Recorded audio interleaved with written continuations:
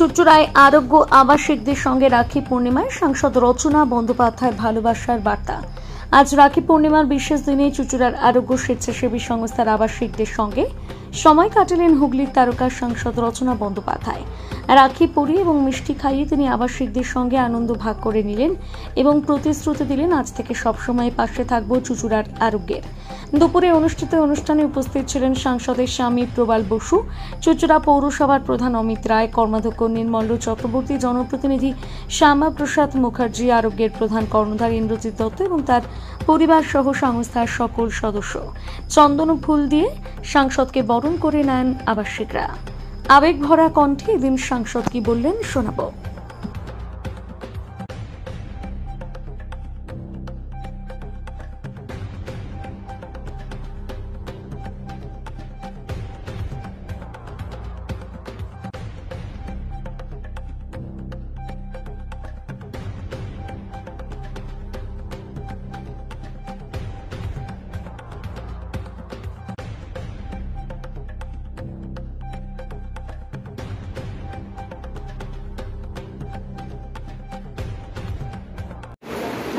ধরে কি সুন্দর বসে আছেন, সবাই কি সুন্দর এক রঙের শাড়ি পরে বসে আছে, মনে হচ্ছে যেন সবাই স্টুডেন্ট ক্লাসে।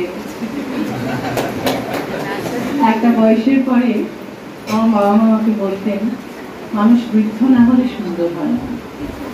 তো আপনাদের এখন এমন একটা সময়, যে সময়টা আপনারা সবাই ভীষণ ছোট হয়ে যান, বৃদ্ধ হয় মানুষ, কিন্তু বৃদ্ধ হওয়ার সাথে সাথে তখন মনটা একদম বাচ্চাদের মতন হয়ে যায়।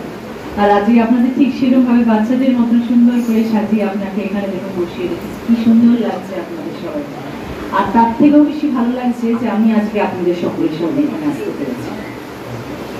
বিভিন্ন ধরনের অনুষ্ঠানে আমন্ত্রিত করা হয় এবং বিভিন্ন ধরনের অনুষ্ঠানে আমরা যাইও, কিন্তু যখন এরকম ধরনের অনুষ্ঠানে আমন্ত্রিত করা হয় তখন মনে হয় আমন্ত্রণের প্রয়োজন নেই, নিজে থেকেই সেখানে যাব।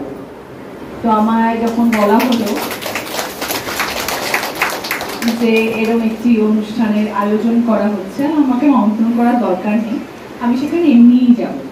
আজকে রাখি উৎসবের দিন হলে আরো ভালো হয়, কারণ রাখি উৎসব আমাদের আনন্দের উৎসব, ভালোবাসার উৎসব, মেলবন্ধনের উৎসব। আর এরকম দিনে যদি আমি আপনাদের কাছে যাই তাহলে আপনাদের সাথে আমার বন্ধনটা আরো দৃঢ় হয়ে যাবে। তো সেই জন্যে আজকের এই অনুষ্ঠানে আমি আসার জন্য সম্মতি জানিয়েছিলাম যে আজ থেকে শুধু শ্যামাদা নন, বটা তো আছেই, দিদি তো আছেন, শুধু শ্যামাদা নন বা নির্মল্যদা নন বা অমিতদা নন, আজকে রচনা বন্দ্যোপাধ্যায়ও আপনাদের সাথে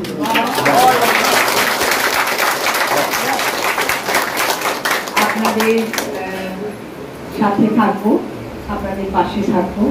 যখন যেরকম প্রয়োজনে ডাকবেন আসবো। এখানে কীর্তন হয়, কখন আপনাদের সাথে বসে কীর্তন শুনবো, গাইব। বিবেকানন্দের মূর্তি এখানে রয়েছেন এবং এখানে বিবেকানন্দের একটি বাণী মনে পড়ে যায়, জীবে প্রেম করে যেই জন সেই জন সেবিছে ঈশ্বর। আজকে বটা সেই কাজ করছে, আজকে আপনাদের সেবা করছে, মানে বটা এবং দিদি এমন একটি কাজের সাথে যুক্ত যে ঈশ্বর তাদের সাথে আছেন, ঈশ্বর তাদের উপর আশীর্বাদের হাত রেখেছেন এবং ঈশ্বর আছেন বলেই আজকে শ্যামাদার মতন মানুষ আপনাদের পাশে রয়েছে, অমিতদা রয়েছে, নির্মলতা রয়েছে, আর আজকের পর থেকে আমিও আপনাদের সাথে রয়েছি। আপনাদের সবাইকে করে করে আরো একবার প্রণাম জানাচ্ছি। অন্য কোনো কথা আজকে বলবো না, কারণ আজকে ভালোবাসার দিন, আর আপনাদের কাছে ভালোবাসা বিতরণ করার জন্য এসেছি এবং আপনাদের সকলের কাছ থেকে আশীর্বাদ নেওয়ার জন্য এসেছি। আশীর্বাদ করবেন যাতে আগামী দিনে আপনাদের পাশে থাকতে পারি, আপনাদের